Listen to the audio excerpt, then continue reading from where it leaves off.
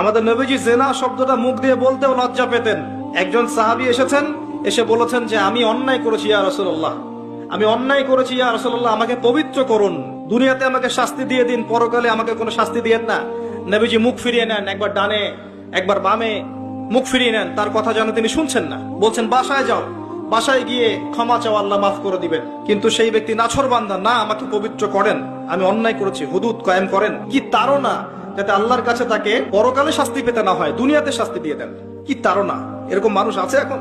তখন নবীজি বলছেন, এই কথাটা শোনেন, নবী সাল্লাল্লাহু আলাইহি ওয়াসাল্লাম বলছেন, তুমি কি করেছো, তুমি কি এমন কাজ করেছো, লিসেন, তুমি কি এমন কাজ করেছো, সুরমা দানি থেকে সুরমা বের করার সময় আমরা যেভাবে বের করি, তুমি কি এমন কিছু করেছো?